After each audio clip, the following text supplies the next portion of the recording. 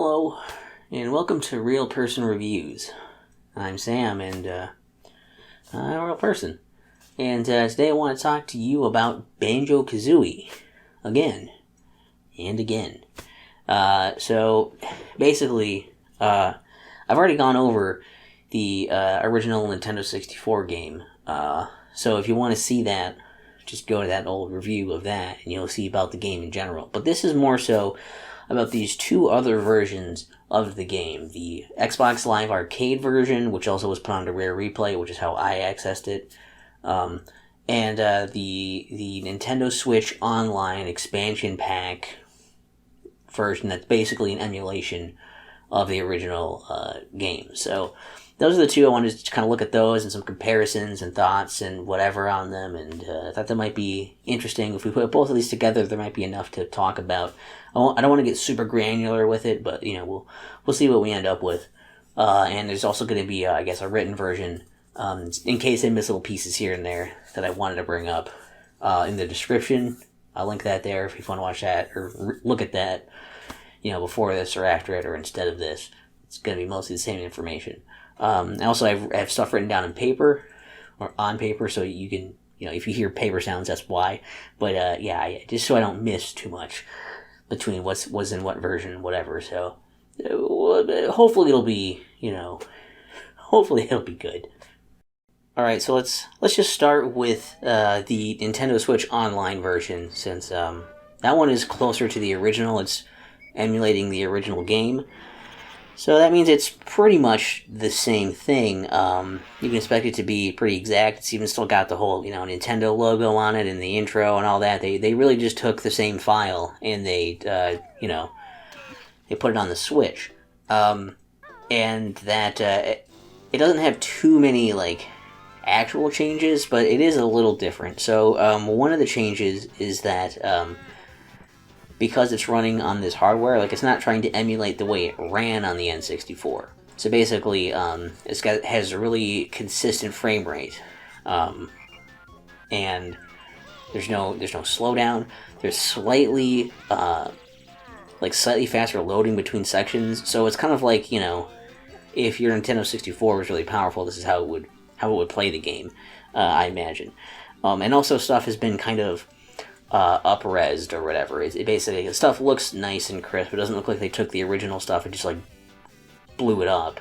They kind of, it looks correct and nice and sharp on the screen, except for certain things still look a little fuzzy because you can only do so much with it, I suppose. So certain the text for a lot of it and the speech icons for people all still look a little bit fuzzy there. So you will notice that. And that's maybe the only part that looks not that great. It either didn't do whatever to upscale that or up-res that or whatever, or it just doesn't. That's just how it handles it. This is how it looks. But obviously, you still have jagged edges. You still have some stuff still kind of artifacty. Some stuff is still going to look kind of blurry for textures. It's still the original stuff. It's just they've just made the resolution bigger, I guess, as far as I understand it, and all the techie stuff. Also, I played this with the Joy-Cons on in handheld mode because I figured I don't have the N64 controller for the Switch. They didn't restock those yet as of me doing this. So basically I was kind of stuck with this thing of okay, well, either I wait for that or it's I really want to try this now. And so I figured it would still be a good test because, okay, well, a lot of people aren't going to necessarily get those controllers because of the limited supply, and not everyone's going to go out and get some kind of adapter or third-party controller similar to the N64 controller. So a lot of people are going to play this with a bit of a different feel. So I used the Joy-Cons and in handheld mode so I could play Banjo-Kazooie as a handheld game, and it works perfectly fine that way. As a handheld thing, everything is still big enough to see and everything, so it works. The control scheme for this though is a little strange for some of these things, and I tried to write all this stuff down to kind of so you can get a grasp on what this is like. So the left stick is still just moving around. And ZL is Z, L and R or L and R, plus is start, minus brings up the suspend menu, Plus, you still have like the handy screenshot button, and you've got the home button and everything on there, whatever. The arrow buttons are for the D-pad, but you don't really use D-pad in the game, so it's kind of irrelevant. But those I would map to that. The right stick is the C buttons, which can be a little fiddly at times, especially if you accidentally move it, you might hit a couple of them and don't necessarily hit the thing you want to hit. For the most part, though, it works fine. Very rarely are you gonna like mess up majorly with your stick unless you're just kind of going too fast or something, or carelessly, right? A is A and B is B, which has like the opposite slant that the N64 controllers A and B have. So that's a little something, but again, you can adjust to that pretty quickly. And then X and Y. Let's see, X is C down. So you can do the control of the zoom, it looks like. And is that correct? Did I even write my thing down? I thought that was the zoom in. Maybe that was that. I don't know. I'm crazy. It's controlling the zoom, and then Y is C left. It's for turning the camera. It's like a quick camera controls for those. But you can also hold ZR, and then as long as that's held, that turns the face buttons into the diamond of C buttons, so you can do that way. So it can be a little awkward to hold both, like for crouching abilities. Holding both of those is kind of weird. So I mostly just use the stick because it just felt more comfortable. But if you would rather buttons, you do have that like shorthand shortcut thing. That's a pretty handy little shortcut they came up with. So I think that's a neat idea. And it's definitely like going out of their way to try and make it feel a bit more authentic by doing that. I think those are only really control like oddities really bring up necessarily for that. Like the sticks don't like do anything different for like the stick buttons or anything. Yeah, the other thing is I just wanted to kind of bring up is that, the controls work well and everything and all that. Control scheme is really interesting. I liked that. And also the game just, it performs really well, it looks really good, but there is no increase to the draw distance. That's something you do have to kind of keep in mind, is that, like, just because you don't see it when you're looking out at stuff doesn't mean it's not there. The pop-in is still present, so, like, a lot of times you'll have to get close enough for the thing to load in for you to be able to see it, just like you would in the original game. So it doesn't increase any of the draw distance, despite having, being on more powerful hardware. It isn't really taking full advantage of that. It's just making the game run faster and smoother. And then, that, other than that, like, you have to realize it is on the Nintendo Switch Online expansion pack. I think it's you need to have that expansion pack subscription to get it. And also, it's obviously it's not something you keep, it's just streaming up there, so, keep that in mind. We'll get more into that, I think, in a bit here, but that's basically what you need to know about the Switch version, is that it is basically a smooth modern way to play the original game. Yeah.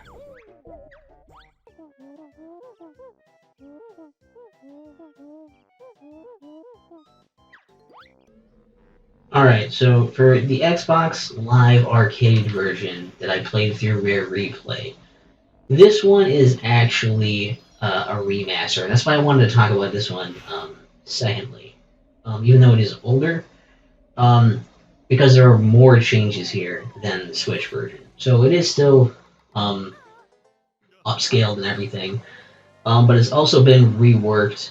Some things are the same assets, but just like upscaled and everything. As far as I understand how they did this, is they basically had to rebuild it from the ground up with the original assets.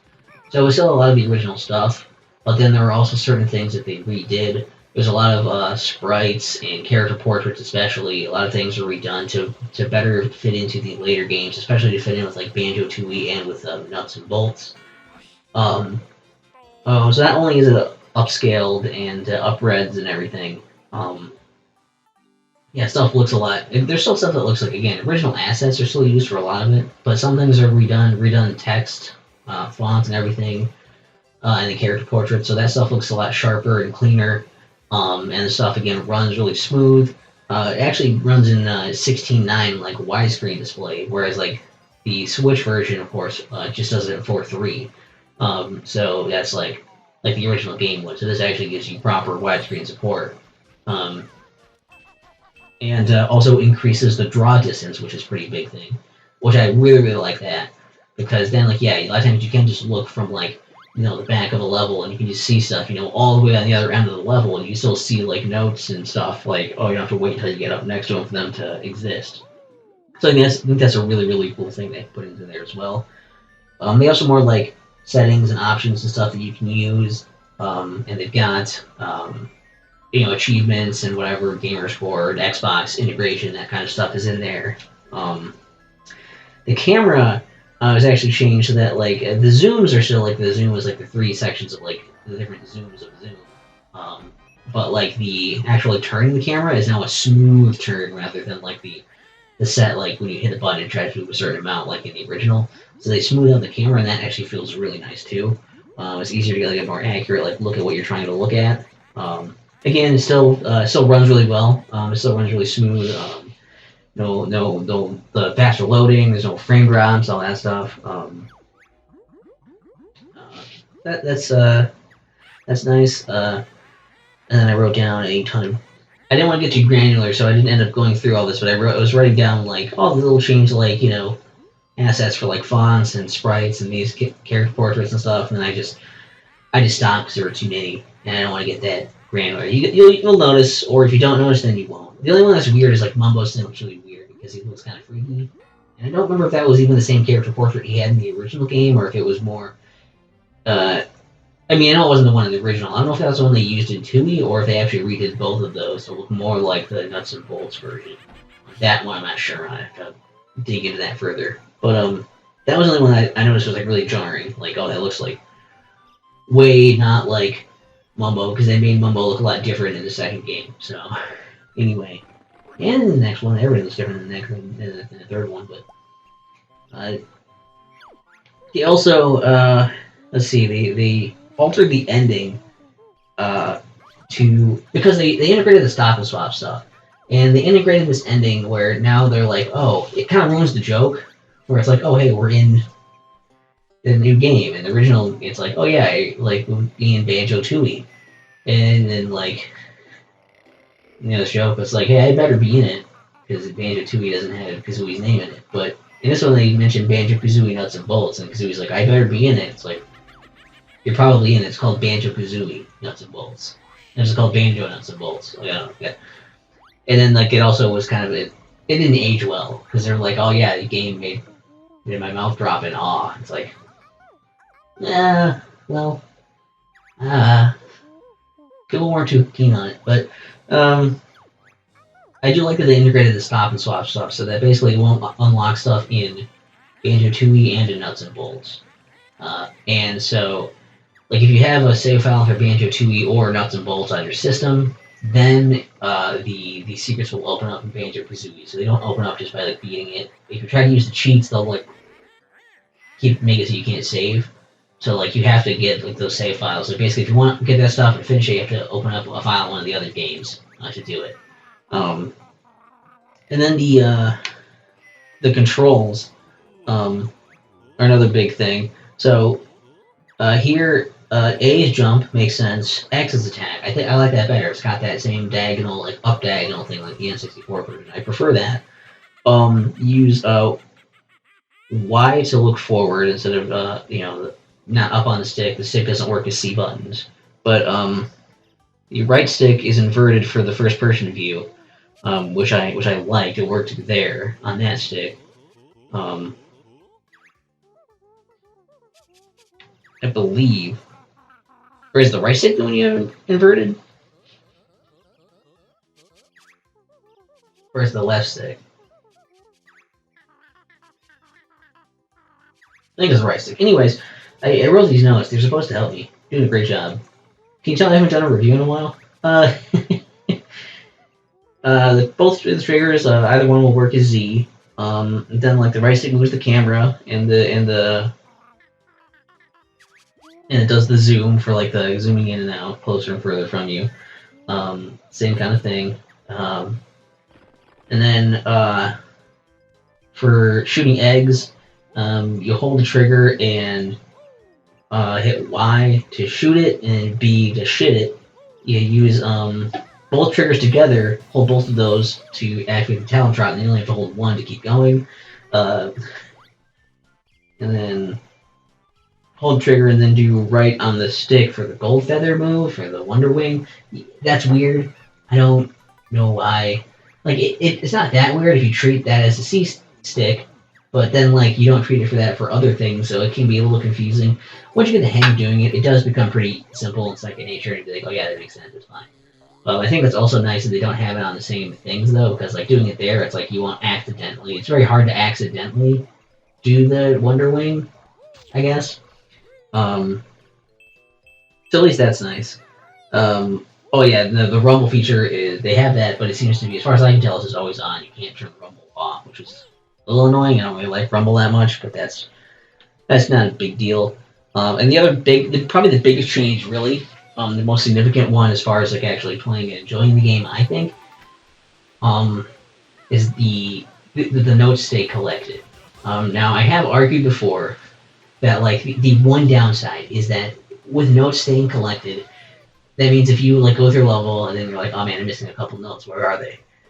Normally you could just, like in the original, you would leave and then come back, and then it's like, okay, I'm gonna go collect all the notes again, and that'll be my trail of like whatever. I'll be able to tell if I've double checked everywhere because I've collected the notes again.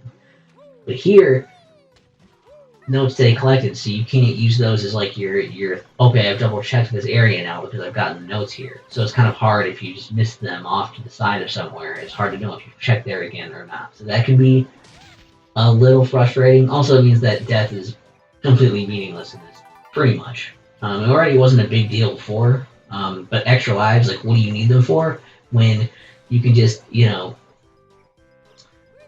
basically, there's no need for extra lives, because if you die in the level, all the notes stay collected. You just start at the beginning of the level again. So it's not like any of these levels are so huge that you can't, redo parts of them.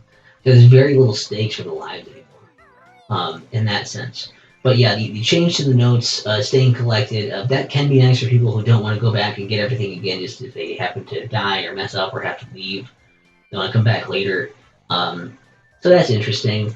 And I can see how that can be a good thing, especially in a more modern age for doing this stuff. That makes sense. So having the notes stay collected and the increased draw distance, I think, are really the two big things here. And I guess stop and swap stuff, if you are someone who's going for 100% completion on these, that is also really nice to have that actually do something and function this time. And that's more or less the Xbox Live Arcade version that I think you can still get separately as well, but is on Rare Replay if you get that also.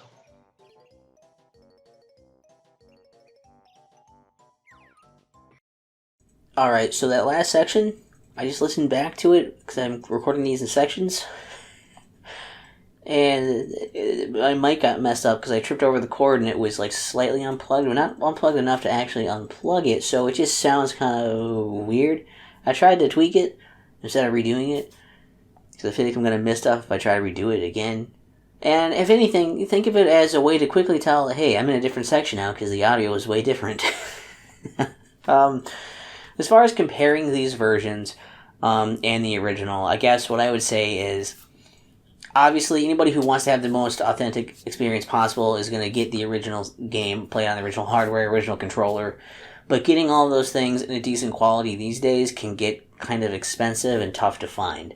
So if you're looking for the most authentic experience on a modern display, like something that's going to actually hook up to your modern TV, it's going to be consistent like frame rate, it's going to be the right resolution, it's going to look good, it's going to play well, and you're going to be able to actually access it simply and affordably, potentially, I think you want to go with the Nintendo Switch Online version. Now, it does require that kind of expensive subscription to the online pack, which if you are just looking to play Banjo-Kazooie, is not going to be worth it for just that. You'll want to be playing other things also that are on there, most notably more N64 games and, I guess, Sega Genesis games, if you like those a lot and don't want to get the Sega Genesis pack on there. This is here too. But otherwise, yeah, I think it's a really good way to play, especially if you already have that or are going to use that for other things as well. It's a really, really good way to play the game. The original game. And if you can get the Nintendo 64, Switch controller, if they ever put those out again, or get some adapter or something that's close, you can play it in a pretty authentic feeling way, or just play it with a more modern controller in a way that still feels pretty good. It doesn't really feel too hampered by the fact that it's not on the original controller. Even for somebody who is a purist like myself, I still think it works just fine on the Joy-Cons even. So I think it's a pretty good way to play the most authentic version of the game in a modern sense, in an accessible sense. But again, it's just a lot to spend for that if you're looking just to play that. If you really just want to play, mostly looking at something like Banjo-Kazooie, the Xbox Live version is probably better. Or if you're looking to play more games, especially, the more Banjo too, there's 3 of them on Rare Replay, that's a really good way to play. Especially, this is probably the best way for modern gaming, just in general. It is the most, enhanced, it's the most different for, as far as the versions go, but also those improvements are nice. Having it go in a 16:9 display, having that increased draw distance, having it keep the notes for you, having the stop and swap actually work, and just very easily being able to play on a modern system out of the box. It's slightly more altered than the original games, but when it comes down to it, it doesn't feel like all that different. It just feels like, it's not a remake, it's just a remaster. It's the same game. And regardless of whatever version you pick, how much money you're willing to spend, how much authenticity you want, or how much, modern convenience you want, when it comes down to it, Banjo-Kazooie is a great game. It's still my favorite game, and I don't know, it's gonna take some doing to mess that up, and I hope nobody does it, because I don't want to have to talk about Banjo-Kazooie again unless it's positive, or Banjo 3, but that's never gonna happen. But also, for something to look forward to, you see this back here, Rare Replay. I have started Nuts and Bolts, so we are going to get to that, okay? We are going to get there. And, by Banjo Pilot also. I guess we'll eventually get to that too. No, I don't think anyone cares about that. I think everyone already has decided how they feel about Nuts and Bolts anyway. But I want to throw my 2 cents into the ring. I don't know what ring. They're not going to be able to take on many opponents. Maybe upset a Beyblade, but that's more of an arena than a ring. So I think those are all my thoughts on those versions. Let me know what do you think of these versions? What is your favorite version of Banjo-Kazooie? And other thoughts and things, other games you'd like to see reviewed, whatever. Say the stuff in the comments if you'd like to. I know they don't. You hit like if you want to.